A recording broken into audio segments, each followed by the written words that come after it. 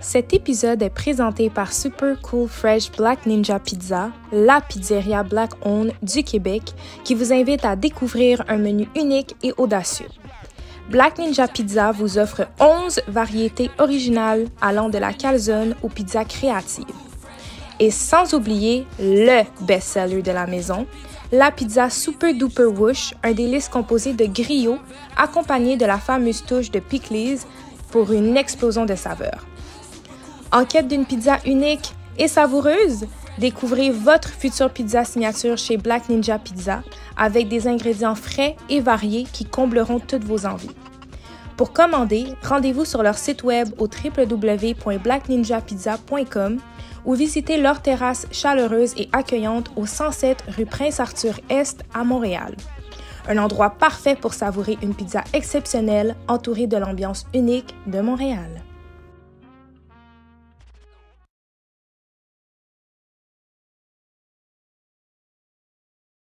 Hey guys! Bienvenue au Chic and Classy podcast. Cet épisode est présenté par les studios 760.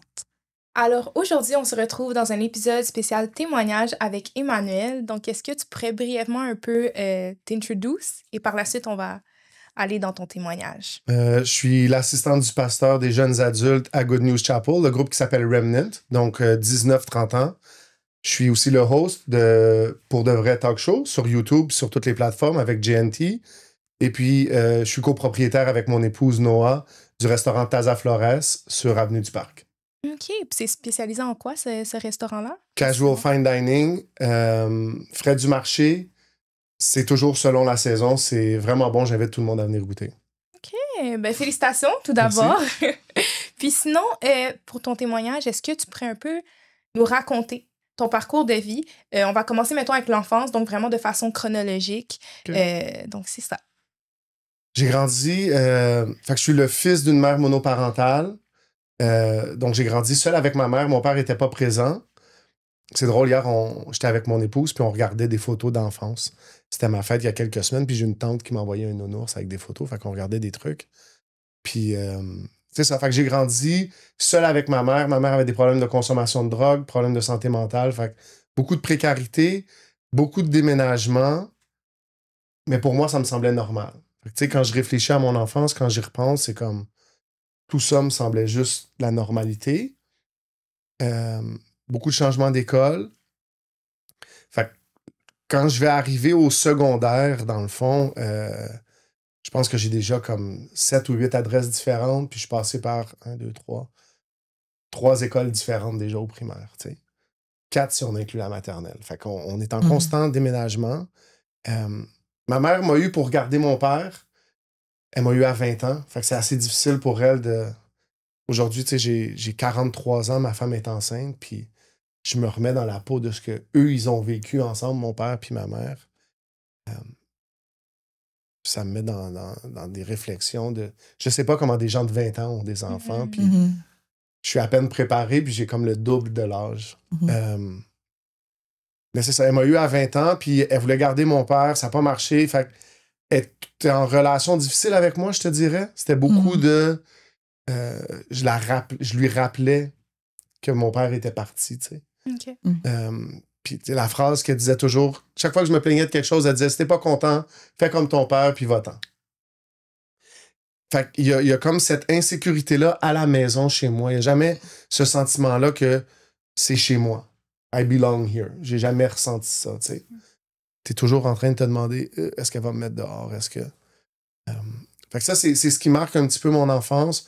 J'arrive au secondaire, j'avais des bonnes notes, puis ma mère avait fait des demandes pour que j'aille des bourses. Fait que j'ai eu une bourse pour aller à l'école privée, secondaire 1 et 2, puis j'étais déjà problématique. Fait que j'étais déjà... mes bulletins, c'était toujours la même chose. Les notes sont très bonnes, mais son comportement est à travailler. Okay. Fait que j'étais un petit tannant. Ils ont coupé la bourse que j'avais après secondaire 2. Je suis revenu à la maison. Puis finalement, en secondaire 4, je me suis retrouvé à l'école publique. L'école publique, c'était un environnement complètement différent. Puis chez nous, pour tout ce qui manquait, il y avait toujours un gros ziploc rempli de weed dans le congélateur. Qui appartenait à? À ma mère. OK. Puis moi, je savais pas c'était quoi, comme ça signifiait pas grand-chose pour moi. Mais quand je suis arrivé à l'école publique, là, il y avait plein de monde qui fumait. Puis là, j'ai réalisé que les petits sacs, ils valaient 10$. Puis à cette époque-là, je vivais beaucoup d'insécurité par rapport aux vêtements que j'avais. Puis, tu sais, comme j'étais pas à la mode, puis c'était important. Je pense que c'est important souvent à cet âge-là d'avoir les bons vêtements, puis tout. Alors, c'est ça. Quand j'ai réalisé qu'il y avait de l'argent à faire, ben, je suis juste allé dans le congélateur. J'ai pris une mode, puis là, je me suis mis à vendre du weed comme ça à l'école. Puis ça a pris une semaine avant qu'un gars vienne me voir, puis il dit « Hey, si tu veux vendre du weed, il faut que tu le vendes pour moi. » Puis à ce moment-là, j'ai même pas eu une réflexion comme est-ce que c'est bien, est-ce que c'est mal, c'est quoi l'impact, est-ce que je suis en train... J'ai dit « Ah, all right, it's all good. » Tu sais, comme j'embarque. Puis dans ma tête, c'était comme je m'étais fait un nouvel ami, tu sais. Puis en même temps, puis c'est quelque chose qui a duré dans le temps pour moi. Puis je pense que c'est peut-être une dynamique qui est vraie pour plusieurs personnes qui sont impliquées dans ces choses-là, mais c'est comme un accélérant social. Tu sais, quand tu tombes dans des activités comme ça, ben lui, il m'amenait dans des parties. Fait que là, j'étais avec lui. Là, il me présentait. Là, les gens disaient « Hey! » Je vais pas dire son nom, mais « Hey! Qui est avec toi? » Ben, « Ah, ça, c'est Manny. » Puis, fait que là, les filles me parlent plus. Là, les autres gars aussi me voient différemment. Fait que soudainement, tout mon self-esteem, tu sais, mon estime de moi, là, j'ai un boost. Là, je me sens mieux. Puis, alors que toute ma vie, je m'étais senti inadéquat, même si j'avais des bonnes notes, mais, tu sais, on va se le dire, à l'école, surtout avant... primaire, secondaire, avoir des bonnes notes, c'est pas cool. Tu sais, c'est pas comme si « Ah oui, je veux me tenir avec le gars qui a 94%. » Tu sais. Puis, fait que là, pour la première fois, comme je me sens, tu sais, je me sens cool.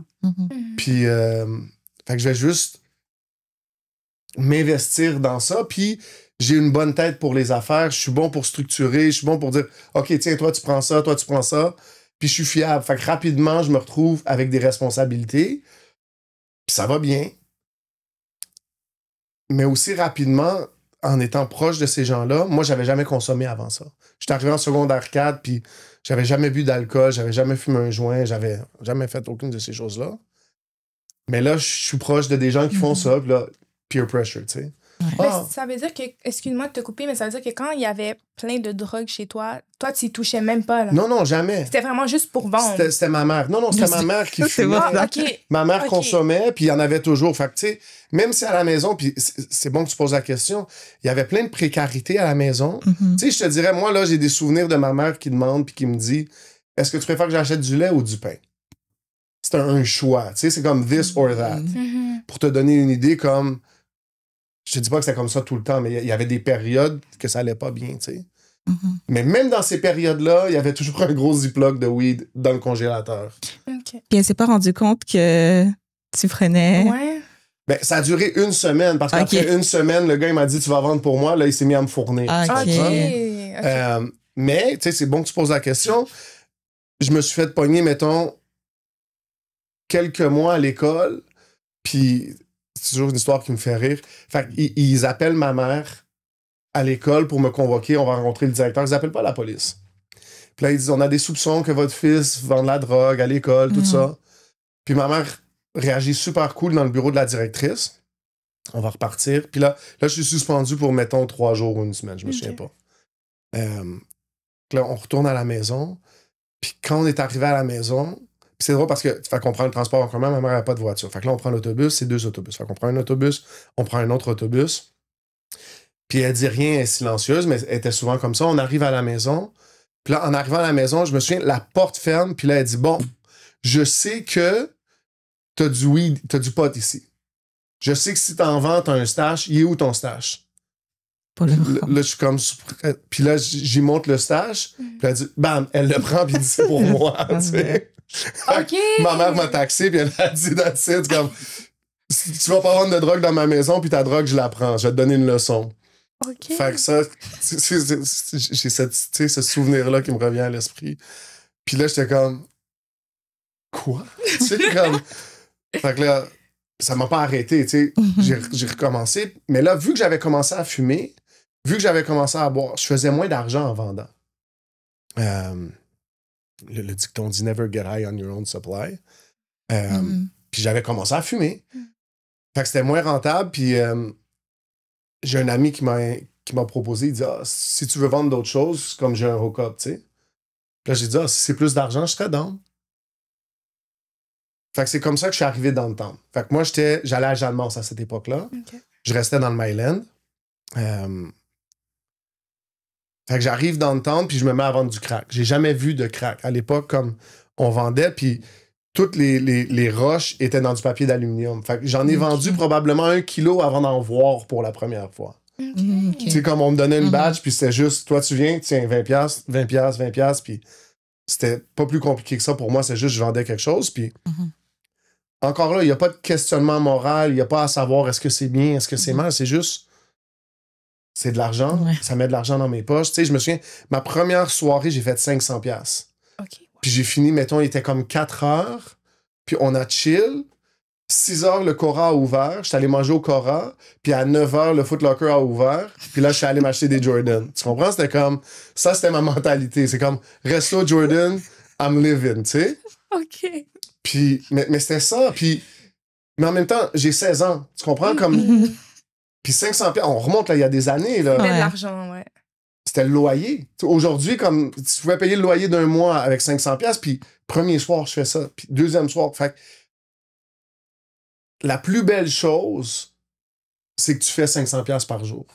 La pire chose, c'est que tu fais 500$ par jour. Fait que la bénédiction, c'est que l'argent rentre. La malédiction, c'est que tu dis toujours, ben, même si je le brûle aujourd'hui, demain, j'ai 500$. Il n'y a aucun incitatif à économiser. Puis, je n'étais pas quelqu'un... j'avais personne qui me donnait vraiment des conseils dans ma vie. J'avais pas de figure paternelle, puis j'avais à peine une figure maternelle. Fait que ma mère... Tu sais, je l'aidais à payer le loyer, mais elle pouvait pas me donner des conseils financiers vraiment. Fait que j'investissais pas. Tu sais, pour moi, c'était comme, OK, guys, let's party, tu sais, puis c'est tout, là. J'avais des souliers. Ça, j'avais des shoes, là, non-stop, tu sais. Une collection, là. Tu sais, à partir de ce moment-là, là, puis tu sais, mon flex, c'était que je lavais pas mes bas. Fait que je les mettais une fois, puis je les jetais. Tu sais, c'est comme des bas Nike. Mais ça, c'était comme mon... Mais tu sais, j'ai 16 ans, tu comprends? Fait que... Mais pour moi, c'était ça qui était... Oh, I'm doing it. Tu sais, fait que là, je mettais des bas, puis quand je les jette. C'est tout. We don't wash socks. Tu sais, comme... Mais tu sais, c'est ridicule, mais dans ma tête, c'était ça l'abondance. C'était ça comme... Tu sais? Fait qu'il y a ça qui se passe, puis ça va bien. Puis même là, la même chose se passe. Je progresse, puis ça avance. Je vais arriver à 17 ans, au mois d'août, au mois de juillet, en fait. Je reste encore chez ma mère. Mais ça veut dire que ton père, tu l'as juste jamais revu? Une fois qu'il est parti, c'était terminé? Mon père, je sais c'est qui. Il est revenu à la maison, j'avais 7 ans, en 89. Puis il est revenu, il partait en voyage pour le Venezuela. Fait qu'il est venu rester à la maison pour quelques jours, puis il est reparti. C'est drôle. Hier, j'étais avec ma femme, puis je regardais les photos de mon père. Puis des photos de ma mère avec mon père. Puis je suis bébé naissant, là. Fait que, tu sais, je suis tout petit. Puis je disais, c'est fou à quel point elle l'aimait. Ma mère l'aimait comme... Le gars, il est nulle part pendant legit 5 ans.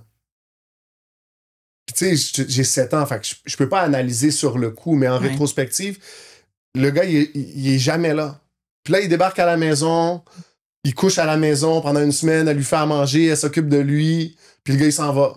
Comme si de rien n'était. Mais elle l'accueille, tu comprends? C'est comme... Fait que ma mère l'aimait beaucoup. Tu sais, comme... Hier, j'ai regardé les photos, puis c'était comme... C'est ça qui m'est venu comme émotion, tu sais, de cette femme-là qui aime cet homme-là, puis lui qui est pas intéressé. Tu sais, comme... Fait qu'il est parti au Venezuela à ce moment-là, puis il est jamais revenu. Fait qu'il est parti du Venezuela et s'est installé en Équateur, peut-être quelques années après, puis il est mort en 2017 en Équateur. Fait que te dire que j'ai le souvenir de quand il est venu, j'avais 7 ans. J'ai quelques souvenirs d'enfance. Je suis allé passer peut-être une couple de semaines chez lui quand j'avais 3 ans. Puis hier, on regardait des photos que sa sœur m'avait envoyées. Fait que forcé d'admettre que j'étais là par moment, mettons, quand j'étais bébé. Mais moi, personnellement, te dire que... Tu sais, j'ai eu une conversation avec lui. Tu sais, que j'ai un souvenir de quelque chose. Je me souviens qu'il me parlait de sport un petit peu, mais tu sais, comme... rien de significatif, rien de dire j'ai un souvenir marquant avec lui. Non, pas du tout. Fait que ça, c'est la relation avec mon père. Okay. Je racontais, j'ai 17 ans, on est au mois de juillet, puis je reste encore chez ma mère. Puis là, c'est moi qui paye la majorité des bills. Tu sais, je m'occupe des choses, puis j'ai de l'argent. Fait qu'il n'y a pas de stress. Tu sais, je raconte à la blague, j'avais un téléphone, j'avais 2 pagers. I was that guy. Tu sais, comme... C'est quoi 2 pagers? Les pagers, c'est l'ancêtre du cellulaire, si tu veux. C'est comme ça te donnait juste un numéro. Vous avez quel âge? 22. Et toi? 22. Fait que leçon d'histoire. Avant les cellulaires, il y avait des pagers. Un pager, c'était comme une petite boîte. Fait que je t'appelais. Fait que t'appelais le numéro. Puis là, tu pouvais laisser un message, dépendamment du forfait que tu avais sur ton pager, soit un message numérique. Fait que je te disais de me rappeler à tel numéro, mettons. OK. Ou tu pouvais laisser un message vocal qui était juste de dire hey, rappelle-moi. Puis là, ça faisait bip bip. Puis là, tu savais d'appeler ta boîte vocale. OK. Fait que, c'est ça. Je te dirais, les téléphones ont commencé, puis je vais m'y rendre, mettons, j'ai une anecdote sur les téléphones, mais à ce moment-là, c'est ma réalité. Puis ma mère, elle faisait pendant... Tu sais, quand je vendais du weed, la routine était devenue qu'elle venait me voir, puis elle disait « Ah, t'as-tu quelque chose à fumer? » tu sais. Puis je disais « Ah, va dans mes poches, je vais te donner quelque chose. » tu sais. Puis ce matin-là, elle a fait la même chose. Mais je vendais plus de weed, puis j'étais pas un gros fumeur de weed. J'étais pas comme... Puis ça faisait une couple de fois qu'elle me demandait, puis j'en avais pas. Puis ce matin-là, elle a pété une coche, puis elle a dit « Mais quelle sorte de vendeur de weed que t'es, que tu vends du weed, mais que t'en as jamais? » Puis dans ma tête, il n'y avait pas de différence entre vendre du weed ou vendre du crack. C'est comme... Les deux sont illégaux. C'est quoi la différence? Fait que je lui ai juste dit ça. Je disais « Ah, mais je vends plus de weed, maintenant je vends de la coke. » Puis elle a pété une coche. Puis elle m'a mis dehors de la maison. Puis dans ma tête, je me dis « Mais c'est toi qui es perdante, là, comme... » OK, il n'y a pas de stress. Ouais, tu comprends? Je me sentais comme si, tu sais... Puis je suis juste parti de la maison. Puis c'est la dernière fois que je l'ai vue. Elle s'est suicidée 1 mois après. Puis tu sais, pendant longtemps, j'ai porté comme le fardeau de ça. Dans ma tête, je me disais comme... Ouais. La culpabilité. Elle a réalisé qu'est-ce que je faisais, puis... Fait, ça a été très long. Ça a été un processus ardu avant que je réussisse à me défaire de cette pensée-là. Puis même encore aujourd'hui, tu sais, comme il y a... je vis dans la grâce de Dieu, mais il y a toujours des pensées pour elle. Tu sais, comme hier, c'était une soirée vraiment émotive. C'est drôle que je sois ici aujourd'hui, tu sais, mais c'était vraiment comme... Je regardais les photos, puis je pensais à elle, tu sais, puis... fait qu'elle s'est suicidée, puis j'ai été accueilli par mon parrain. Fait que je suis allé rester chez lui 1 année. Mais je savais pas comment obéir. Tu comprends? C'était pas tant que j'étais rebelle, mais que j'allais faire qu'est-ce que je voulais faire. Puis ça a amené des conflits un petit peu. Puis lui, il avait pas d'enfant. Il m'a juste accueilli comme de grandeur de cœur, tu sais. Puis... Fait que je suis reparti de là après 1 an, puis je suis retourné sur mon coin de rue. Puis je suis retourné, puis les choses se sont accélérées, puis ça allait de mieux en mieux, ma business. Puis à un moment donné, je suis tombé en conflit avec... Il y a toujours des conflits, tu sais. Puis à un moment donné, j'ai eu un conflit avec un gars qui s'était mis à fournir mes vendeurs. Puis à ce moment-là, ma réflexion, c'était de dire comment je règle le problème. Puis j'étais incapable de voir la valeur humaine. Pour moi, c'était juste... C'est un problème. Je voyais pas une personne, je voyais un problème. Puis la solution, ça a été de dire, ben, je vais le tuer. Le problème va être réglé pour toujours. Tu sais, c'est la fin, c'est une décision finale, comme on règle le problème. Puis je me suis pas posé plus de questions que ça. C'était aussi froid que ça. Je suis parti, on est allé le chercher. Donc vous étiez plusieurs? Ouais, on était... Moi puis 2 autres gars, fait que 2 de mes partners. OK. On est allé le chercher. Puis on lui a inventé une histoire. Il est embarqué dans l'auto avec nous. On est allé en campagne. Et puis là-bas, je l'ai abattu. Froidement, sans me poser de questions, sans essayer de voir comme... Est-ce qu'il y avait une façon de résoudre ça autrement? Est-ce que... C'est quoi... Tu sais, aujourd'hui, je le vois différemment, tu sais, mais je me suis pas posé la question, c'est quoi l'impact sur sa famille? C'est quoi l'impact sur sa copine? C'est quoi l'impact sur ses amis? C'est quoi... Même l'impact sur moi. Tu sais? Sur les autres qui sont avec moi. Parce que sais, puis on en voit souvent des dossiers comme ça où 3 personnes sont arrêtées pour un meurtre, mettons. Ben, les 3 personnes ne l'ont pas tiré. Les 2 qui étaient avec moi, c'était mes amis, c'était mes partners, ils m'ont suivi. Aujourd'hui, je suis capable de mieux répondre à ou de mieux me poser cette question-là, mais est-ce qu'eux savaient ce que j'allais faire? Est-ce qu'ils y croyaient? Tu sais, si je dis, OK, les filles, je m'en vais tuer quelqu'un, puis là, tu dis, il s'en va tuer quelqu'un. Tu sais, comme... Mais pour moi, c'était clair, mais est-ce que pour eux, c'était clair quand ils m'ont suivi? Est-ce qu'ils ont vraiment fait ce choix-là? Mais la personne que tu as abattue, est-ce qu'elle s'en doutait? Comme tu as dit que tu étais comme rentré en conflit avec cette personne-là, est-ce qu'elle s'en doutait un peu que comme il allait lui arriver quelque chose? Ou Moi, je suis convaincu que oui. OK. J'ai déjà raconté, puis je dis, pour avoir été de l'autre côté de cette situation-là, où c'est toi qui as fait quelque chose, puis là, t'es en conflit avec les... Tu sais, je suis en conflit avec des gens, puis les gens, ils viennent chez nous, ils viennent me chercher, ou t'es dans une position où il faut que t'embarques dans l'auto, comme, tu sais. Ben, ton attitude, c'est de dire, ben, je vais pas faire de vagues. Tu sais, comme... Je sais pas si... Il y avait un film à l'époque, puis la blague, c'était un gars saute d'un building, puis à chaque étage, il se dit, jusqu'ici, tout va bien. Puis ça disait, c'est pas la chute qui est importante, c'est l'atterrissage. Tu sais, fait que c'est comme, à chaque étage que tu tombes, tu dis, ben, jusqu'ici, tout va bien. Puis c'est un petit peu l'approche, c'est, ben, je ferai pas de vagues, puis si ça se passe bien, ben, peut-être que je vais juste me faire taper. Peut-être que je me ferai même pas taper. Puis je pense que c'était un petit peu ça l'attitude que lui avait. Fait qu'il posait pas de questions, puis on n'était pas confrontationnel dans notre approche.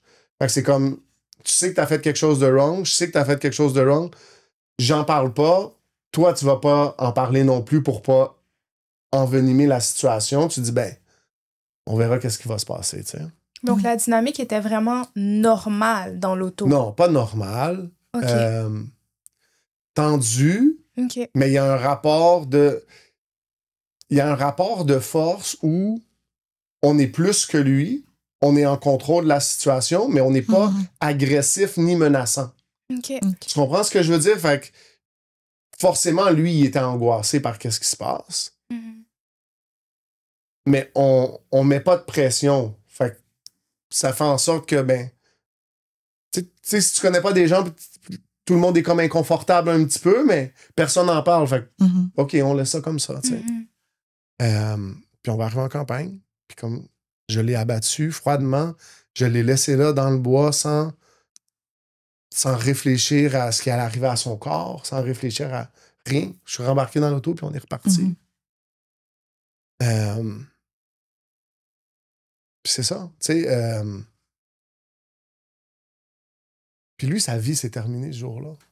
Tu sais, tu sais, moi, je vais être arrêté quelques mois plus tard, puis ma vie va être complètement transformée, mais... tu sais, tantôt, je disais, avoir un enfant à 20 ans, lui, il avait 20 ans quand il est mort. Tu sais, qu'est-ce qu'elle aurait été sa vie 23, 24 ans plus tard? Je sais pas, tu sais, mais... c'est ça.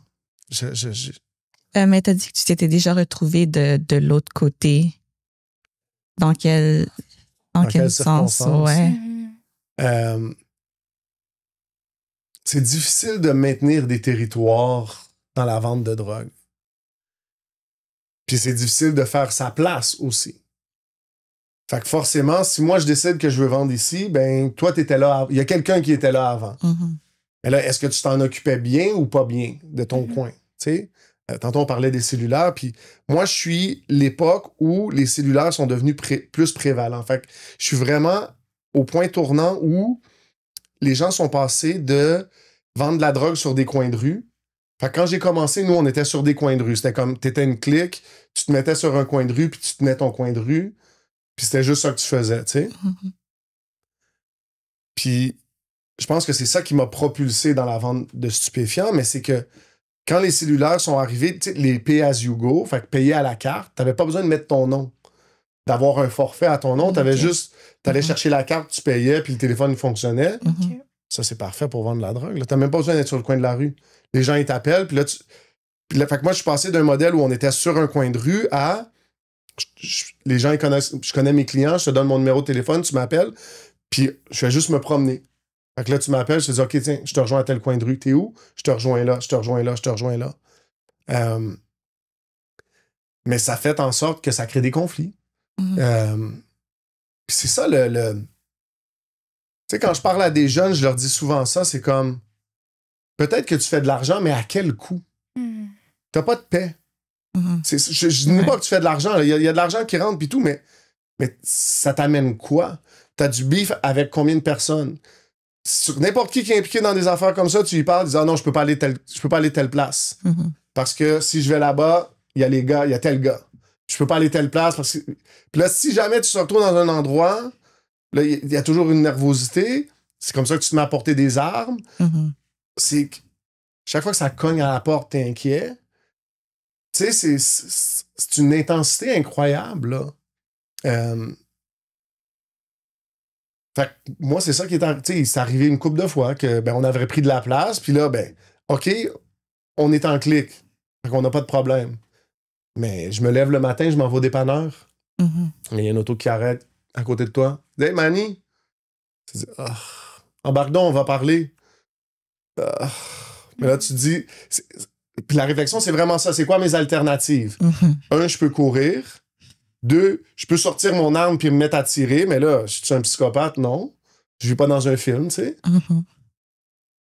Est-ce que j'ai une arme même? Parce que peut-être que j'en ai pas non plus. Je m'en allais juste au dépanneur chercher du lait. Tu sais quoi? OK, je vais embarquer dans l'auto. Là, t'embarques dans l'auto, puis la même attitude. Qu'est-ce qui se passe, les boys?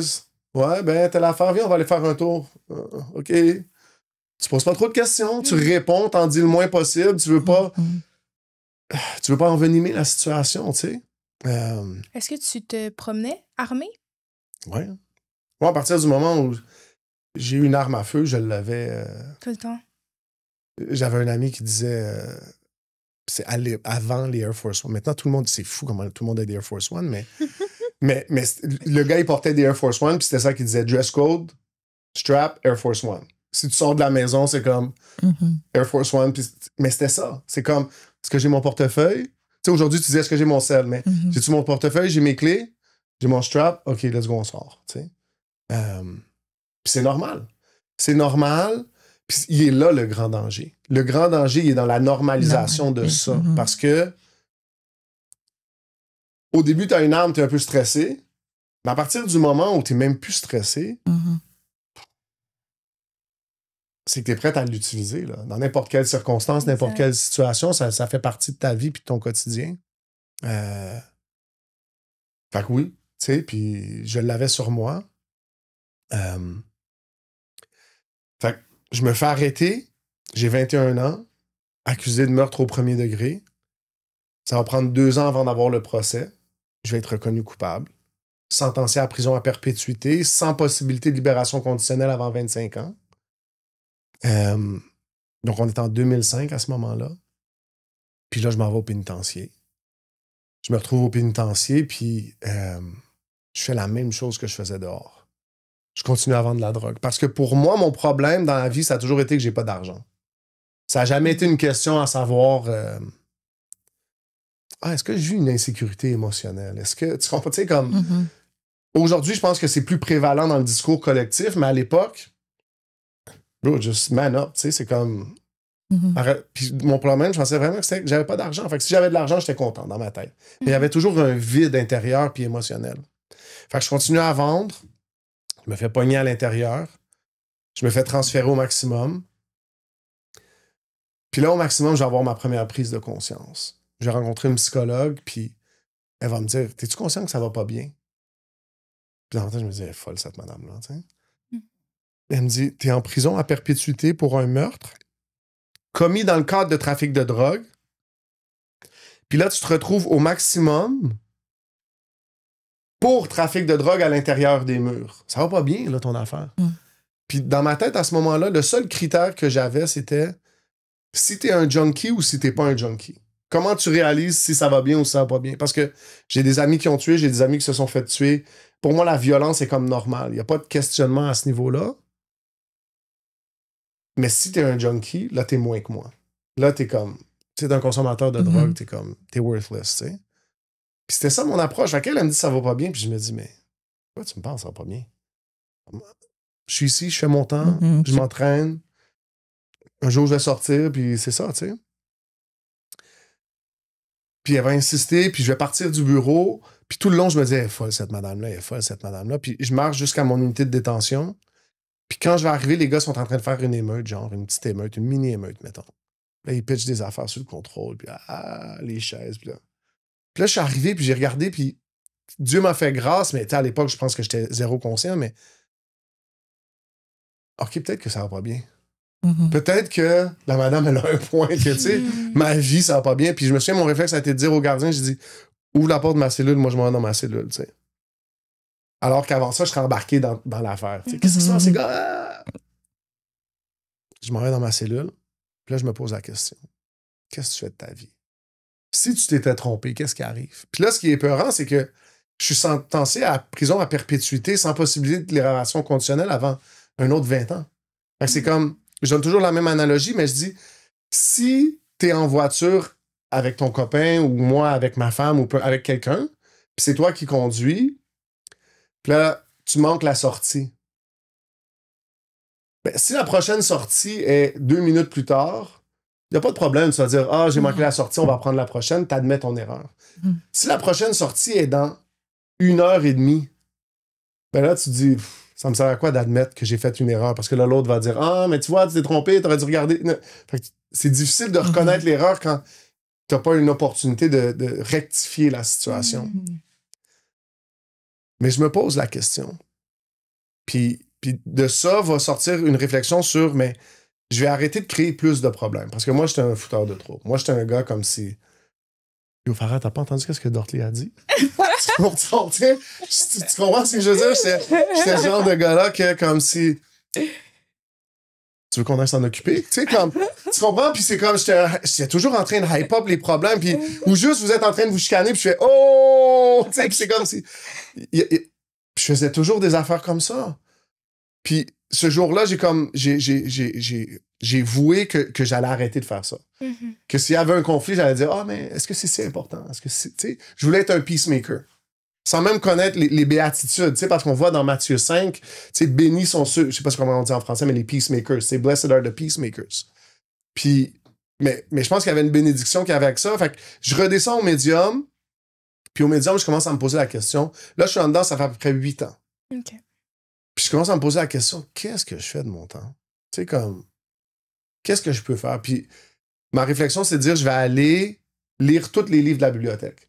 Comme ça, quand je vais sortir, je vais avoir une culture. Au moins, tu sais, ça va me servir à quelque chose. Parce que ce qu'il faut dire, c'est au pénitencier canadien, comme après le secondaire, à l'époque, moi, il y avait le cégep encore, mais maintenant, ça n'existe même plus. Il n'y a pas d'opportunité éducationnelle. Tu es là, puis tu fais juste perdre ton temps. Fait que c'est comme, tu peux pas aller à l'école, tu travailles, mais c'est pas payant. Tu travailles en dedans? Ouais, dans le pénitencier, comme il y a du travail. Comme, mettons, des exemples genre de la cuisine. Les jobs que moi j'ai eu, j'ai travaillé en cuisine. Fait qu'on, les prisonniers préparent la bouffe pour tous les prisonniers, mettons. Beaucoup de jobs de ménage. Fait que c'est nous qui faisons l'entretien ménager. Il y a des gars qui travaillent comme avec le plombier. Fait il y a plein de sortes de jobs. Puis il y a des travaux administratifs où avoir toutes ces personnes-là, ben, ça prend de la gestion, puis il y a des représentants. Fait que j'ai aussi été représentant de détenus, puis ainsi de suite. Je ne sais plus qu'est-ce que je disais. La bibliothèque. Oui, fait que je vais lire tous les livres de la bibliothèque. Puis je rentre dans la bibliothèque, puis il y a le premier livre qui est là que je vois, puis c'est écrit Hemingway. Puis je connais le nom Hemingway. J'ai jamais lu un livre de Ernest Hemingway, mais je connais son nom. Fait que je suis pas quelqu'un qui magasine longtemps. Comme je sais qu'est-ce que je suis venu chercher, je l'ai trouvé, je m'en vais. Je prends le livre, je le donne à la madame, je le prends, puis je pars. Puis là, je l'ouvre dans le corridor, puis dans le livre qui s'appelle For Whom the Bell Tolls, il y a une citation, puis dans la citation, il y a une phrase qui dit « La mort de quiconque m'amoindrit parce que je suis impliqué dans l'humanité. » Puis dans cette phrase-là, 2 choses vont m'arriver. La première, c'est que je réalise que je suis impliqué dans l'humanité. Je me suis toujours vu comme étant en compétition avec l'humanité. Fait que c'est comme, si toi tu l'as, ben moi je l'aurai pas. Fait qu'il y a toujours une bataille. Puis là, pour la première fois, j'ai cette idée-là qui me frappe comme, où j'ai la conscience que, OK, je fais partie de l'humanité. Puis le plus gros point après, c'est de dire, la mort de quiconque m'amoindrit. En dehors de ce que le gouvernement m'a mis comme conséquence, en dehors du fait que je suis en prison, mais moi, personnellement, je suis amoindri par ça. Puis moi, c'est moi qui l'ai causé, la mort. Fait que ça ouvre plein de réflexions dans mon esprit, puis j'ai personne avec qui en parler. La station est en anglais, le staff est francophone. Mais j'ai rencontré un aumônier qui reste juste à côté. Je vais probablement aller le voir tantôt, tu sais. Qui, lui, est anglophone. Puis c'est à peu près spirituel. Dans ma tête, je me dis, je pourrais parler de ça avec lui, tu sais. Fait que j'envoie une requête. Pendant 6 mois, il va me rencontrer. Puis pendant 6 mois, chaque fois que je me plains ou que je raconte une histoire, il me dit, tu sais, j'ai eu une situation similaire, puis j'ai prié, puis voici ce que Dieu a fait. Tu vois, j'ai eu un défi comme ça, puis je lisais la Bible, puis la Bible dit, voici ce que tu devrais faire. Puis à force de l'écouter, je suis devenu curieux de son Dieu. Comme, c'était même pas mon Dieu, là, mais comme, son Dieu, il y a quelque chose, puis c'était un homme qui était physiquement imposant, mais qui était doux, calme et posé. Puis je connaissais pas ça. Pour moi, un homme, c'était comme, ça prend de la place, ça fait du bruit. Puis j'avais jamais vu où t'es soft. Tu comprends ce que je veux dire? Puis je voulais pas être soft. Mais lui, tu le voyais, t'avais aucune impression qu'il est soft, mais il avait pas besoin de faire du bruit, il avait pas besoin de prendre de la place, il était juste confiant dans qui il était. Puis ça m'attirait. J'avais jamais vu ça. Pour moi, c'était comme un extraterrestre, tu sais. Puis il me parlait de son Dieu, puis finalement, je suis allé à la chapelle. Après 6 mois, j'ai accepté d'aller à un service, un dimanche soir. Puis mon excuse, c'était toujours je regardais le football. Pour moi, comme le dimanche, je regarde le football, puis c'est ça. Puis ce jour-là, il y avait un homme qui s'appelle Danny Lorenzen qui prêchait. Puis à la fin, il a dit, avec toutes les têtes baissées, si vous êtes déjà allé à l'église, toutes les têtes baissées, si quelqu'un veut accepter le Seigneur, juste lever la main, tu sais. Puis je voulais lever la main. Mais j'étais tellement pris dans mon image, puis dans... I'm a tough guy, comme si c'est pas vrai, je vais lever la main devant ces gens-là, tu comprends? Puis je suis là, puis je suis comme... Mais je veux... Puis à ce moment-là, Danny a dit, si pour une raison ou pour une autre, vous n'avez pas levé la main, allez parler à un bénévole. Puis c'est ça que je suis allé faire. J'ai parlé à un bénévole. Puis il m'a dit, est-ce que tu veux accepter Jésus? Je dis, oui, tu sais, mais je suis pas prêt. Puis là, il est parti à rire. Il a dit, mais qu'est-ce que tu vas faire pour te préparer? Comment tu te prépares pour que Dieu, le créateur de l'univers, envoie son fils mourir pour toi? Qu'est-ce que tu fais? Comme c'est quoi les étapes concrètes? Là, j'étais comme, mais là, mais tu comprends pas, j'ai tué quelqu'un. Puis là, il rit encore, puis il marche, mettons, de toi à toi, tu sais, comme cette distance-là, puis il va sur une tablette, puis il ramasse un Nouveau Testament des Gédéons. À l'époque, il était jaune. Puis là, il va l'ouvrir, puis il va lire Acte 7, qui est le meurtre d'Étienne. Puis le premier verset de Acte 8 qui dit « Et Saul consentit au meurtre ».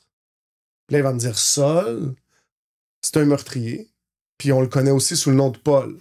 Puis Dieu l'a utilisé pour écrire le 2/3 du Nouveau Testament. Ça ne dérange pas à Dieu que tu aies commis un meurtre. Il n'y a rien qui est trop grave ou trop mal pour la grâce de Dieu. » Puis là, j'étais débalancé un petit peu, puis j'avais rien à dire. Je fais toujours la même blague. Je dis, si t'as déjà été en vente, quand t'as plus d'objections, ben, tu signes. C'est comme ça que ça t'arrive. Là, on défait les objections, tu dis, bon, ben, OK, je vais le prendre. Puis j'ai prié avec lui. Puis je suis retourné dans ma cellule avec ce petit Nouveau Testament des Gédéons-là, puis j'ai lu Acte 8, Acte 9, puis je me suis mis à lire, puis ma vie s'est transformée super rapidement parce que j'avais pas les valeurs chrétiennes. Moi, je me souviens, on a fait, tu sais, dans Galates, il y a les fruits de l'esprit puis les fruits de la chair. Puis je savais pas la différence entre les deux. Pour moi, là, si je m'étais saoulé, que je m'étais battu puis que j'avais couché avec une fille, c'était une bonne soirée. Tu comprends ce que je veux dire? Je connaissais pas la patience, la joie, la paix. Quoi? Fallait comme déconstruire tout... Complètement. Puis c'est ça qui s'est passé. Au début, pour moi, ça a vraiment été un travail intellectuel. Puis un soir, après quelques mois, je ne pourrais pas dire exactement combien de temps j'étais dans ma cellule, puis je revenais d'un service un dimanche soir, puis au pénitencier, tu as l'occasion de rentrer des effets personnels une fois quand tu rentres. Après ça, c'est fini. Fait que j'avais pas de musique chrétienne, même si j'étais venu au Seigneur, comme mes CD, c'était encore Biggie, puis Jay-Z, puis c'était comme... Mais il y avait un gars qui avait un CD de Johnny Cash que j'avais fait une cassette. Vous savez, c'est quoi une cassette? Vous savez pas c'était quoi un pager? Oui, on a brièvement. Oui. Mais j'avais fait une cassette, puis c'était un loop de 3 chansons de Johnny Cash. Puis une de ces chansons-là, c'était The Old Account. Puis dans la chanson, ça dit Il y avait un compte avec mon nom dans le ciel avant la création du monde, puis je suis allé voir mon Seigneur, puis il a payé le compte pour moi, tu sais. Puis ce soir-là, j'avais déjà entendu la chanson, c'était comme... Mais ce soir-là, le Saint-Esprit m'a parlé d'une façon significative, puis je me suis juste mis à pleurer. Puis j'ai compris que Dieu savait tout ce que j'avais fait. Tu sais, parce que si on prend une pause puis qu'on regarde en arrière, puis tu dis, ben, il a commis un meurtre. Puis c'est le headline, puis c'est gros, puis c'est grave. Puis je n'essaie pas de le minimiser. Mais à combien de personnes j'ai vendu du crack? Puis c'est quoi l'impact sur eux? C'est quoi l'impact sur leurs proches? Ma mère était consommatrice de drogue. Je sais c'est quoi de vivre dans une maison où un des parents consomme. Ça détruit des familles. C'est vrai. Puis ça amène une criminalité qui, chez combien de personnes ils sont allés voler? Tu sais, fait que t'as des gens qui sont même pas impliqués, ils connaissent pas de consommateurs, ils vivent une vie rangée, posée. Puis t'arrives à la maison un jour, puis il y a quelqu'un qui a défoncé chez toi, puis qui a volé ta télé, ton visite. Tu sais, comme... Mais c'est moi qui ai causé ça à la base, en vendant ce poison-là, tu sais. Puis à ce moment-là, sans compter toutes les personnes que j'ai maltraitées, là, tu sais. Puis ce soir-là, comme... Je prends conscience que Dieu sait tout ça. Il connaît toutes les affaires que j'ai faites. Puis il m'aime quand même. Il m'aime tellement qu'il a envoyé son fils mourir pour moi. Puis dans ce moment-là, c'est comme... Je le dis à la blague, mais j'aurais pu me noyer dans ma cellule. Là. J'étais en train de pleurer comme toutes les pleurs de mon corps. Je pense que c'est là que l'accélération s'est passée. J'aimerais ça dire, je suis sorti le lendemain, Dieu a fait un miracle. Non, j'ai fait un autre 8 ans de pénitencier, tu sais. Mais à travers ça, j'ai eu la chance, à travers Danny Lorenzen, qui était venu prêcher le premier jour, il est resté super impliqué avec moi. Puis quand je suis arrivé dans une sécurité minimum, j'ai été capable de sortir. Puis on allait à l'église du pénitencier. Wow. Fait que Danny partait de Brossard. Si vous connaissez la grande région métropolitaine, il partait de Brossard. Il allait à Sainte-Anne-des-Plaines me chercher. Il m'amenait à l'église à Saint-Léonard pour 10h30. Puis pour un petit peu avant 10h30 pour pas qu'on manque la louange. On arrivait, on faisait le service. Sa femme venait avec sa sœur, puis elle nous amenait à manger. Fait qu'après le service, on mangeait avec eux. Il venait nous reporter. Il retournait chercher sa femme, puis il revenait à la maison. Wow. C'est ça le service. Puis tu sais, je dis toujours, les gens disent, ouais, mais donne-moi un signe que Dieu existe. Pourquoi un homme fait ça? Le gars, c'est un homme de carrière, père de famille, il a 2 enfants, il est marié. Il y a mieux à faire que d'aller chercher un meurtrier en prison, là. Mais Dieu a fait quelque chose dans sa vie qui est assez significatif, qu'il fait quelque chose dans sa vie. Puis moi, c'est un témoignage de la bonté de Dieu. Fait que je suis capable de reconnaître Dieu là-dedans, tu sais, tangiblement. Fait que je commence à aller à Good News Chapel du pénitencier. Puis on a encore le programme de ministère de prison. Il y a encore des détenus qui viennent 2 fois par mois du pénitencier, qui viennent au service, puis qui mangent avec nous après, puis tout, tu sais. Puis là, moi, j'ai vécu, tu sais, comme une révolution, parce que ce que j'avais connu au pénitencier, la chapelle, c'est, mettons, t'as 6 ou 8 détenus qui sont là, avec 4-5 bénévoles, puis l'aumônier. Puis tu sais, sur les détenus qui sont là, t'en as 2 qui ont grandi dans une famille où ils connaissaient le Seigneur. Fait que pour faire plaisir à leur mère, ben ils vont à la chapelle, tu sais. Puis t'as 3 gars qui sont là parce que peut-être qu'il va y avoir une bénévole que c'est une fille. Puis tu sais, peut-être qu'elle va être cute, puis là, bon... Mais c'est la réalité, c'est difficile pour les gars en dedans, tu sais. Fait que t'as pas... C'est pas un... Moi, j'arrive après ça pour la première fois à l'église. J'avais jamais vécu l'église à l'extérieur. Je rentre à l'église. Puis tu sais, GNC, on a une bonne louange. Tu rentres, puis t'as 200 personnes de ce côté-là, t'as 200 personnes de ce côté-là. Toutes les mains sont levées, puis les gens, ils chantent. Moi, je suis rentré, puis encore, là, je me suis mis à pleurer. J'étais comme, wow, tu sais. Puis je savais que j'étais chez moi. J'étais pas encore sorti, mais je savais que quand je sortirais, c'est là que je serais. Fait que finalement, j'ai eu un 2e procès. Fait que même ça, c'est un miracle, mais j'ai eu un 2e procès en révision judiciaire qui appelle. Donc, si tu es sentencé à la prison à vie, après 15 ans, tu peux appliquer pour un nouveau procès pour dire, ben, pour les dernières 15 années, regardez le progrès que j'ai fait, je devrais pouvoir aller aux libérations conditionnelles. Puis j'ai fait avec eux la même chose que je fais ce matin. Là. C'est legit probablement la même chose, je leur ai donné mon témoignage. Puis ils ont réduit mon éligibilité. Ils m'ont permis de sortir plus tôt. Tu sais, tantôt, je disais j'ai été arrêté en 2003, 25 ans. On est en 2025. Fait que je devrais même pas être encore dehors. Tu sais. Fait que je suis sorti en 2021. C'est Danny qui est venu me chercher. Il m'a ramené à la maison de transition. Quand je suis arrivé à la maison de transition, pour moi, c'était important de prier puis de toujours... Tu sais, une des prières que j'aime beaucoup faire, c'est « Seigneur, fait que je me rappelle à quel point je désirais ce que j'ai là, afin que je ne l'oublie jamais. » Dans Deutéronome 8, il y a quelque chose de similaire, tu sais, mais on prie pour des choses, là, on les a, puis on les prend pour acquis, tu sais. Mais Seigneur, fais que j'apprécie ça, fais que je le prenne jamais pour acquis. Fait que je suis arrivé dans ma chambre, sorti de prison après presque 18 ans, puis j'ai dit juste, Seigneur, fais que je me souvienne. Tu sais, merci Seigneur, mais fais que je me souvienne à quel point je voulais ça. Puis quand j'ai levé ma tête, puis j'étais en train de pleurer, tu sais, puis il y avait une grosse fenêtre, puis ça regardait la rue Notre-Dame dans l'Est.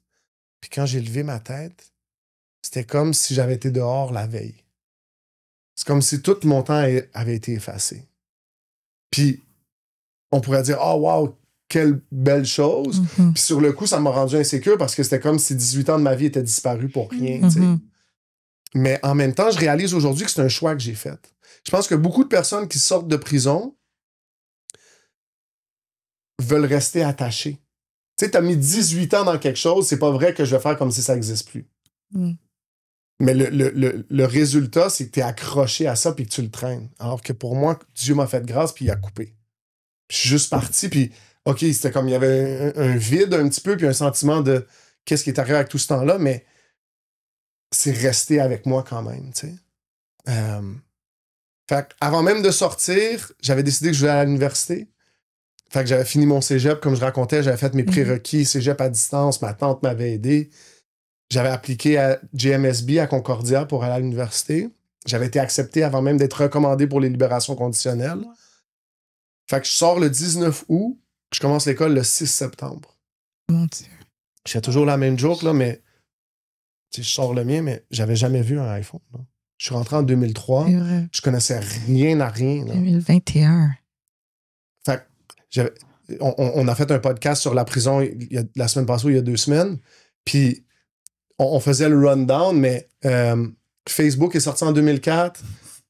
Instagram, TikTok, Snapchat, YouTube. Toutes ces choses-là n'existaient pas pour moi.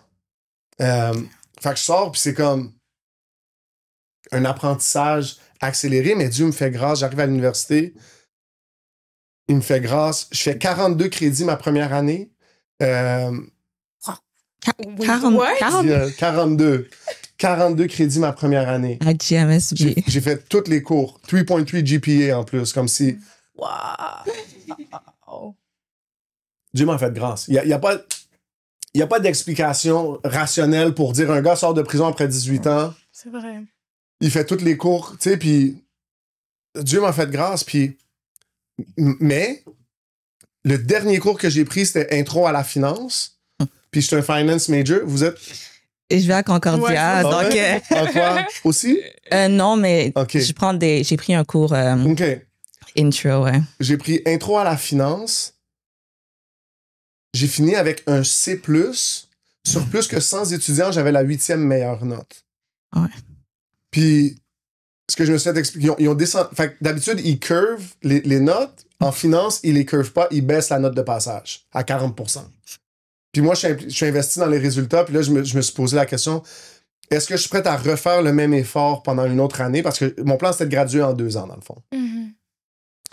Est-ce que je suis prête à faire le même effort en ayant des 62%, 50%? Tu comprends? En acceptant que pour tous les efforts que je mets, puis ma réflexion, c'était ça, je voulais pas me sauver de quelque chose qui était difficile, mais je voulais pas m'acharner dans quelque chose qui était pas pour moi, tu sais. Puis j'ai fait tout ce que tout bon chrétien devrait faire quand tu as une décision à prendre. J'ai prié puis j'ai jeûné. Puis ce soir-là, je me suis couché puis j'ai dit, Seigneur, donne-moi un rêve dont je vais me souvenir qui va être clair le lendemain de ce que je devrais faire que tu vas bénir. C'était exactement ça ma prière. Puis je suis pas quelqu'un qui fait des rêves. T'as du monde qui... Chaque jour, ils ont fait un rêve. Puis ils vont rêve!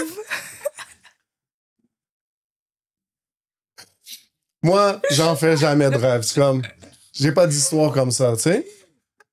C'est qui dans vous deux? C'est toi? Non, c'est vraiment haïtien. Ah, oui, oui, oui, exactement. Puis là, moi, c'est pas moi. Mais Dieu m'a donné un rêve ce soir-là. Puis le rêve, c'était... Ma question que j'ai demandé à Dieu, pour vrai, c'était comme marketing ou finance? Marketing ou finance? Puis Dieu m'est revenu, puis il a dit, quand l'Église appelle, sois prêt.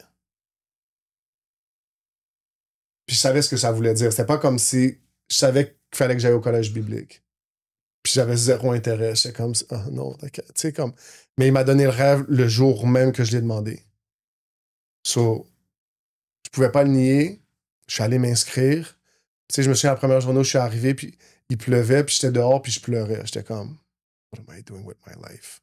Comme, ça me tente pas. Ma première année, j'étais comme déprimé tout le long. J'étais comme, qu'est-ce que je fais ici? Puis au printemps, on est sorti, puis on avait un atelier d'évangélisation. Puis l'idée, c'est d'aller évangéliser dans la rue, tu sais. Puis je suis allé à l'école Henri Bourassa à Montréal-Nord. Puis je suis en train de parler avec un jeune haïtien. Puis là, je lui présente l'évangile. Puis là, je dis, est-ce que tu veux prier, tu sais? Puis là, il dit, ouais. Fait que là, on vient pour commencer à prier. Puis il y a un autre gars qui arrive, puis il dit, qu'est-ce qui se passe ici, tu sais? Puis avant qu'il réponde, c'est pas préparé, c'est rien, c'est juste le Saint-Esprit m'a dit, ton ami a pris une décision pour Dieu, ça fait pas de sens que tu ailles en enfer pour l'éternité. C'est juste ça que je lui ai dit. Puis il m'a regardé, puis il a fait, big facts. Puis il a serré ma main. Je te dis. Puis c'est ce jour-là que j'ai su pourquoi j'étais allé au collège biblique. C'est pour parler de Jésus aux gens. Le gars, il a juste...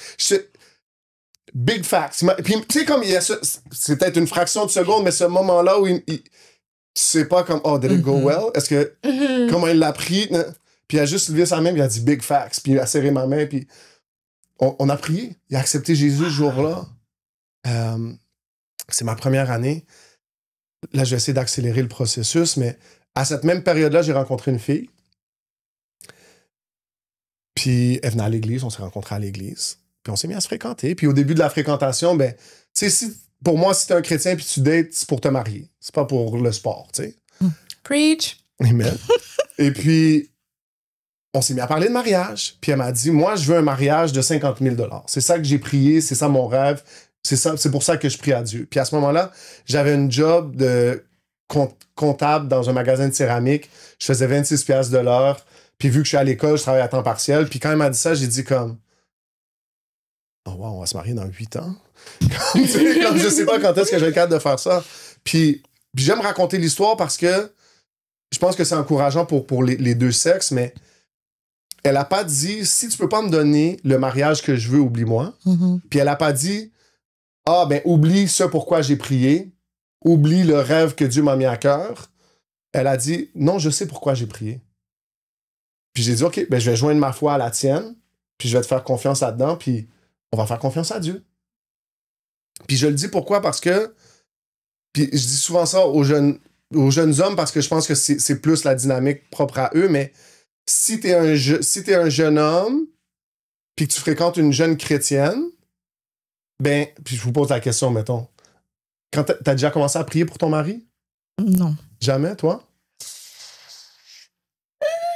Pas sérieusement, mais plus vaguement, mettons. Mais, non, mais oui, c'est ça. Mais ce que je veux dire, c'est mon point, puis là, peut-être que vous détruisez ma théorie, mais c'est que la majorité des filles chrétiennes prient pour leur mari.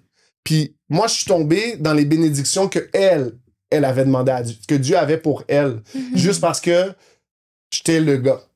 Tu comprends ce que je veux dire? Comme Dieu avait une bénédiction pour son mari, puis I just showed up, c'était moi le mari, puis les bénédictions sont arrivées. So, à partir du moment où on a choisi de faire confiance à Dieu pour ce mariage-là, je me suis mis à chercher des opportunités d'affaires légales, tu sais, parce que je voulais pas retourner en prison. Puis j'ai un ami qui faisait de la création de contenu, je donne un shout-out, Raph. Shout-out! Puis lui, il faisait de la création de contenu pour des entrepreneurs. Fait qu'il faisait des TikTok, des Reels, short form.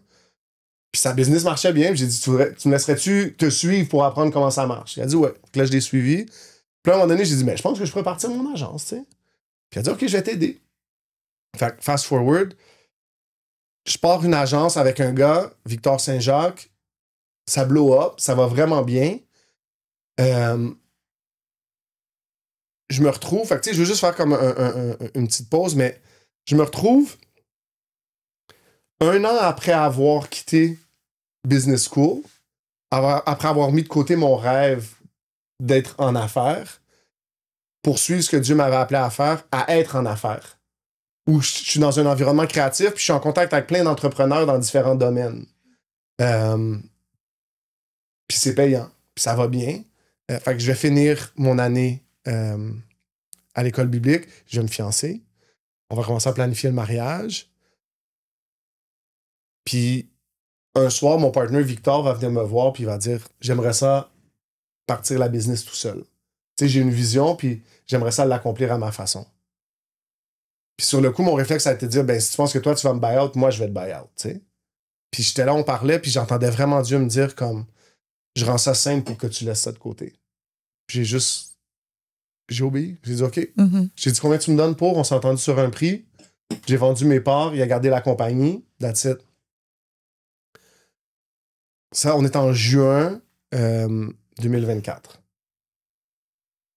J'ai gradué du collège biblique, ma 2e année.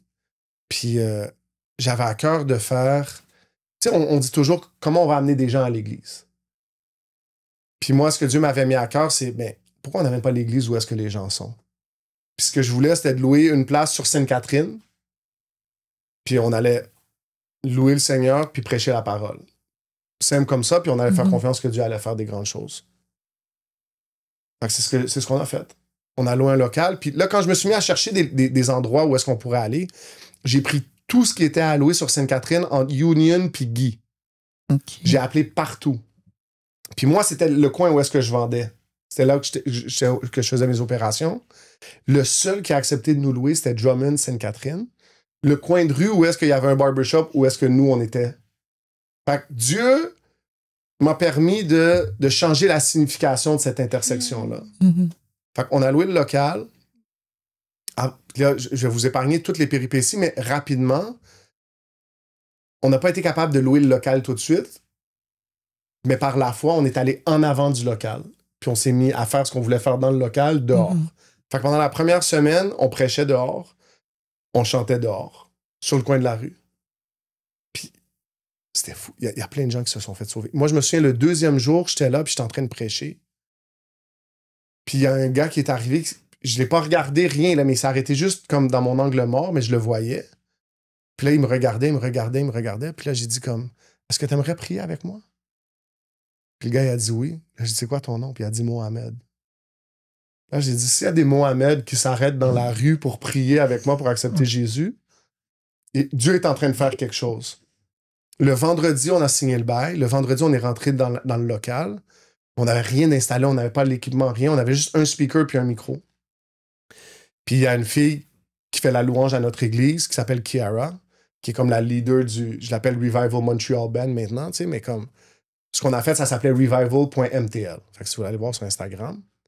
Et puis,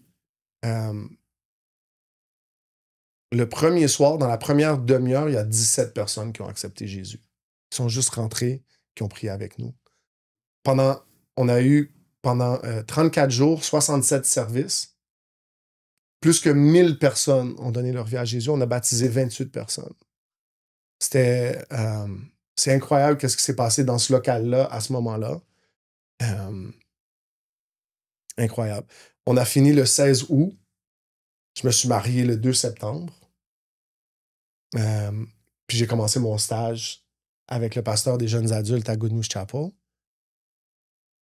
Et puis cet automne, l'automne passé, j'avais un ami qui avait commencé à venir à l'église qui s'appelle GNT. Les gens connaissent peut-être. On va faire un shout-out aussi. Oui, shout-out.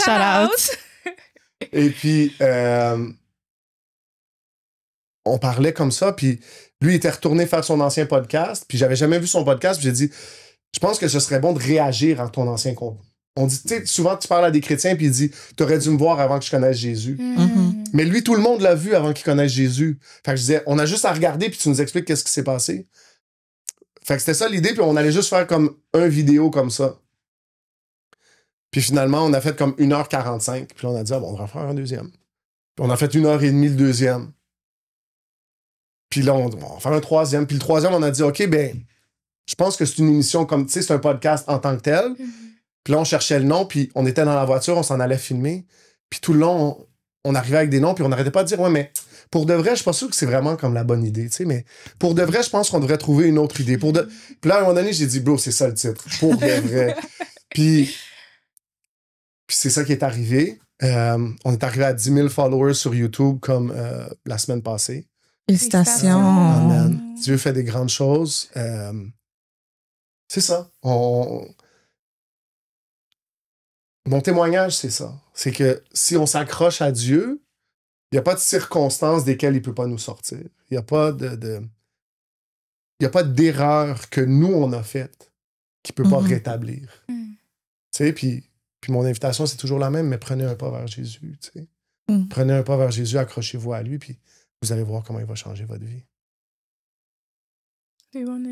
Ben, tu avais dit que tu étais comme leader pour les jeunes.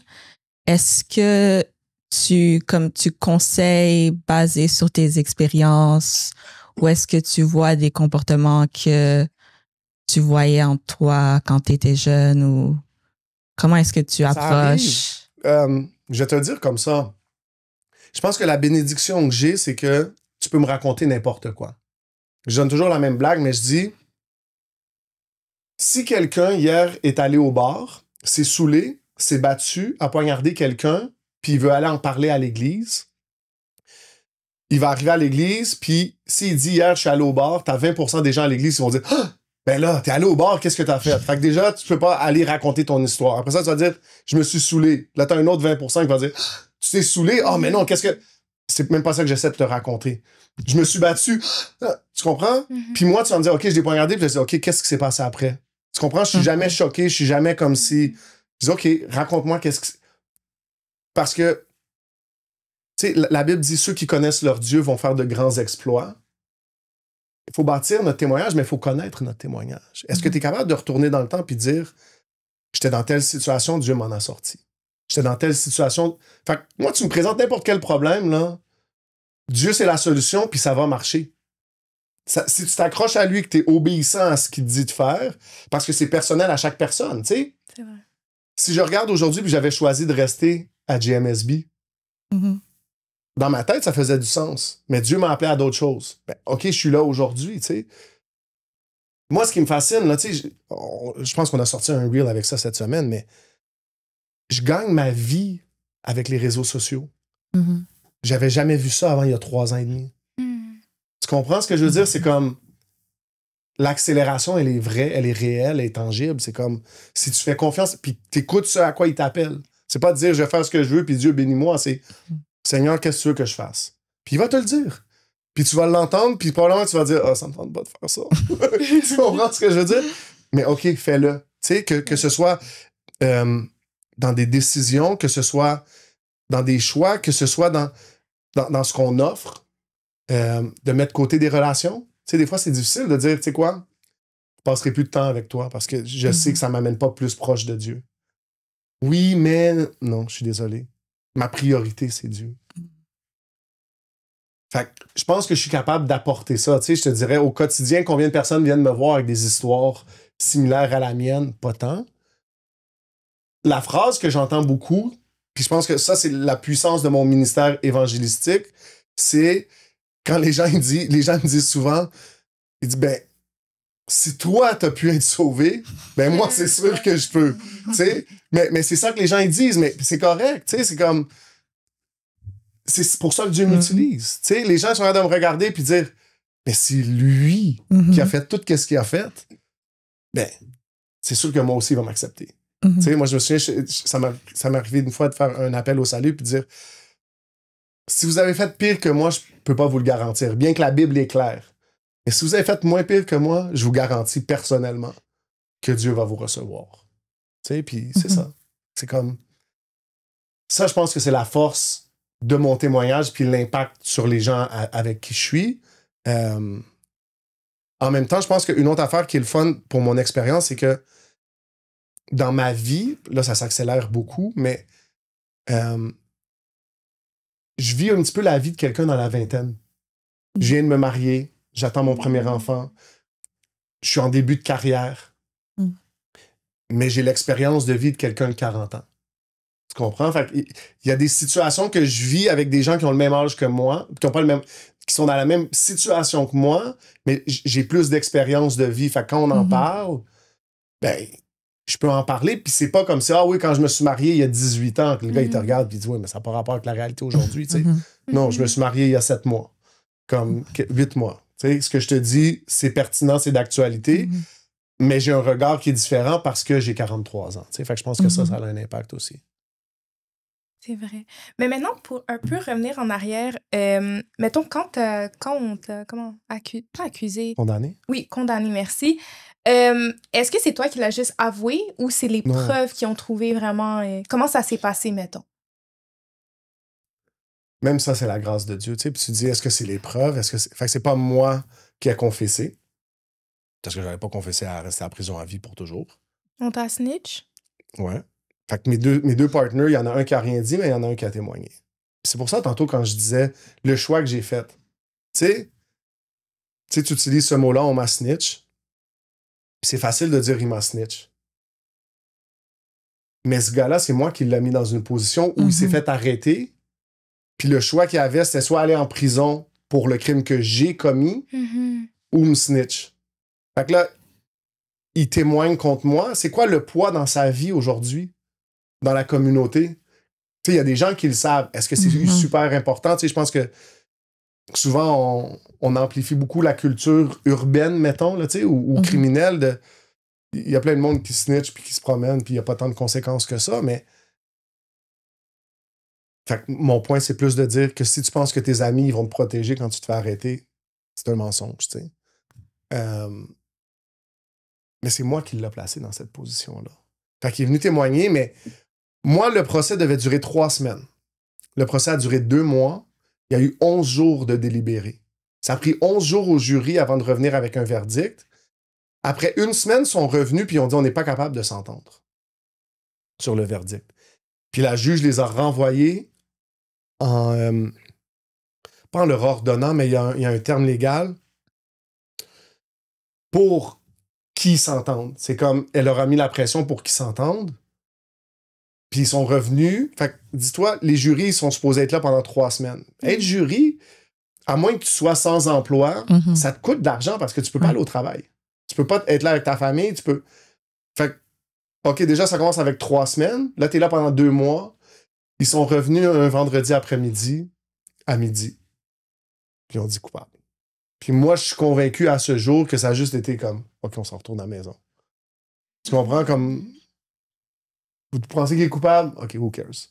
Puis, tu sais, la réalité, c'est que j'étais coupable. Mais la réalité, c'est que c'est là que Dieu a changé ma vie. Tu sais, il a utilisé le mal que j'avais fait, puis il l'a utilisé pour quelque chose de bien. Puis ça, pour moi, c'est encore un beau témoignage. Tu sais, je doute fortement que j'aurais accepté le Seigneur si je n'étais pas allé en prison. Tu sais, fait il y a des gens qui sont capables de faire preuve d'humilité, puis il y a des gens qui ont besoin d'être mis dans une position où ils ont à faire preuve d'humilité. Puis moi, c'est ça qui m'est arrivé. Moi, j'ai accepté le Seigneur, là. J'étais seul. Je faisais la prison à vie. J'étais écrasé, là, tu sais. J'étais comme... Puis Dieu est venu mettre sa main dans la mienne, puis j'ai juste... Je l'ai agrippé, puis je l'ai pas lâché, tu sais. Mais c'est comme ça qu'on m'a retrouvé coupable, après 11 jours de délibéré, 28 octobre 2005. Ouais, c'est... Mais c'est la réalité, tu sais, c'est ça, ouais. Oh, mon Dieu, quel témoignage! Vraiment. Puis sinon aussi, je me rappelle, tu avais dit quand tu étais allé à l'église, tu avais dit que tu avais besoin d'être préparé pour donner ta vie à Dieu. C'est quand après ça que tu l'as donné? Est-ce que c'est quelque chose que tu entends souvent? Parce que personnellement, c'est quelque chose que j'entends souvent, surtout chez les jeunes. De genre, je suis pas encore comme parfait. Ben, c'est ça. Mais viens à Dieu comme t'es. Tu sais, la grâce de Dieu, c'est qu'il n'y a rien que tu peux faire pour la mériter, puis il n'y a rien que tu peux faire pour t'en disqualifier. Puis fais un pas vers lui. Moi, j'ai accepté Jésus, meurtrier, en prison à vie, puis il m'a reçu. Mais pourquoi? Parce que moi, je l'ai choisi. La Bible est claire, le Romains 10, si tu prends juste le temps de le lire, mais d'abord, le verset plus simple, mais c'est quiconque, whosoever shall believe shall be saved. Fait que quiconque confesse le Seigneur est sauvé. Fait que si on le confesse, si on fait juste dire Jésus est mon Seigneur, t'es sauvé. Après ça, je pense que c'est Romains 10 qui dit si tu crois dans ton cœur, puis que tu confesses avec ta bouche, t'es sauvé. Mais c'est juste ça que ça prend, tu sais. Nous, sur le podcast, on fait un appel au salut à la fin de chaque épisode.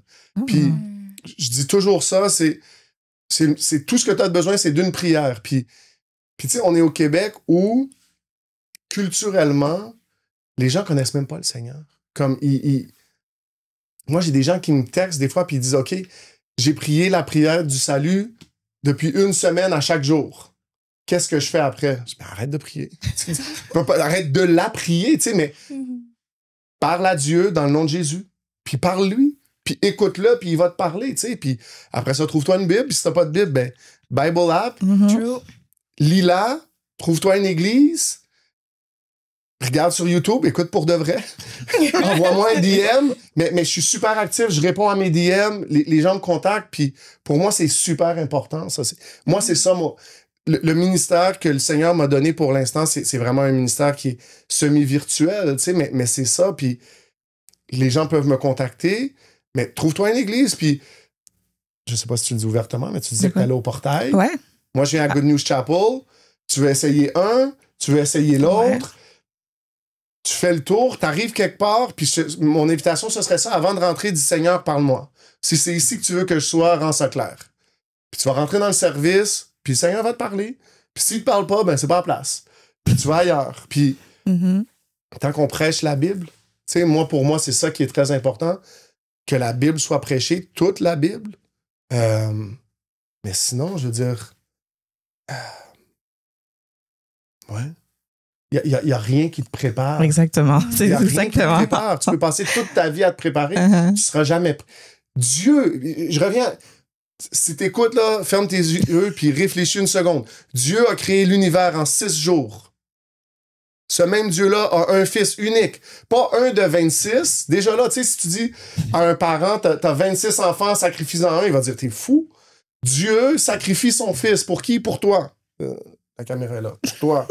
Tu sais, mais pour toi, il sacrifie son fils pour toi. Si c'était juste pour toi, Jésus serait allé à la croix puis il serait mort. Reçois-le. Puis c'est une question de fierté. Au final, c'est une question de fierté. C'est de dire ce que j'ai fait, c'est trop grave pour Dieu. C'est autant de fierté que dire je suis égal à Dieu. Parce que tu me niaises. Tu penses que le sacrifice de Jésus est pas assez grand puis significatif pour couvrir ton péché? Bon. Come on now. Tu sais? C'est ça. Puis tu voudras-tu faire un appel au salut sur le podcast? Amen. Let's do it. Yes. Ouais. Mais je le présente presque toujours comme ça, mais la Bible est claire. Fait que tous ont péché et ont échoué à la gloire de Dieu. C'est ce que la Bible dit dans Romains. Qu'est-ce que ça veut dire? C'est et on sont privés de la gloire de Dieu. Ma traduction n'est pas bonne. Fait que tous ont péché et sont privés de la gloire de Dieu. Tout le monde a péché. Puis ça, c'est la partie de la conversation qui est toujours facile. Tout le monde est capable de dire « Ah, j'ai fait une erreur. Au moins une fois dans ma vie, j'ai un péché. » Tu sais? OK? Après ça, il t'appelle à quoi? À la repentance. C'est quoi la repentance? Si vous vous souvenez, en mathématiques, il y avait une pente. Vous vous souvenez comme la... C'est ça, la repentance. C'est de changer de direction.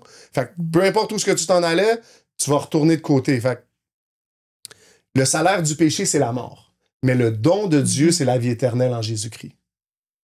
Quiconque invoque le nom du Seigneur sera sauvé. Je l'ai dit tantôt. Ça veut dire quoi? Ça veut dire qu'avec une prière. Fait que si vous voulez prier avec moi, si vous voulez prier avec nous, tu as juste à dire « Seigneur Jésus, Ferme les yeux. viens dans mon cœur, lave-moi, purifie-moi, rends-moi libre. Merci Jésus parce que tu es mort pour moi. Je crois que tu es ressuscité, que tu reviendras bientôt. Remplis-moi du Saint-Esprit et je vivrai pour toi tous les jours de ma vie. Amen. » Amen. Si tu as prié cette prière-là, à voix haute, parce que la Bible dit on confesse avec la bouche et on croit avec notre cœur. La Bible dit, 2 Corinthiens 5, 17, t'es une nouvelle créature en Christ. Le passé est effacé, toutes choses deviennent nouvelles. Je vais prendre le temps de mettre l'emphase là-dessus, mais le passé est effacé. Aux yeux de Dieu, là, je vous ai raconté toute mon histoire, toutes les choses que j'ai faites. Aux yeux de Dieu, ça n'existe pas. Quand il me regarde, il voit Jésus. Puis Jésus est allé à la croix pour payer pour ce que moi j'ai fait. C'est la même chose pour toi si tu nous écoutes. Ton passé est effacé. Est-ce que ça veut dire que les hommes vont l'oublier?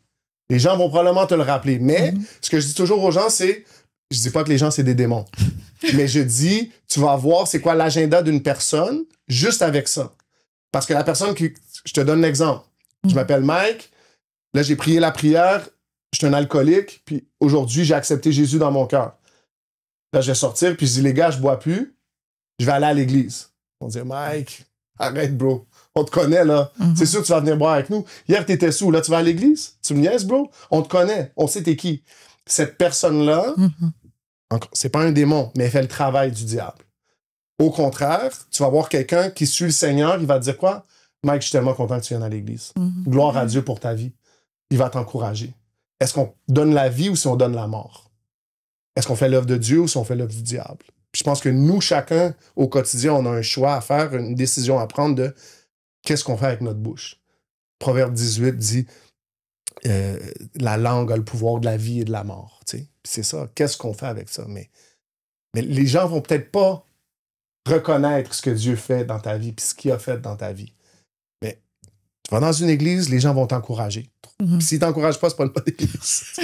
Trouve-toi une autre église. Fait que si vous voulez venir nous voir, 5845 Boulevard Couture, on est à Saint-Léonard, coin Lacordaire, dans le fond, à côté du AEW, si vous êtes familier avec le coin. Sinon, envoyez-moi un DM. Manny Sedso sur Instagram, Manny.Sedso sur TikTok. Mais je réponds plus sur Instagram. TikTok, là, ouf. Pourquoi? C'est moins convivial pour les textes, dans le fond. Mais je suis plus actif sur Instagram. Puis Instagram, c'est une drôle de... Mais Instagram, tu peux faire des collabs. Sur TikTok, tu peux pas. True. Fait le contenu qu'on sort avec le podcast, je le sors sur Instagram. Mais fait que j'ai moins... Tu sais, j'ai encore comme peut-être 15-16 000 followers sur TikTok, mais comme je suis pas actif sur TikTok vraiment. Je sors pas vraiment de contenu personnel. OK. Peut-être pour ça que je suis moins sur TikTok. OK. Ben, écoute, je souhaite vraiment te remercier pour ton ouverture, ta vulnérabilité. Sincèrement, je manque de mots et c'est rare.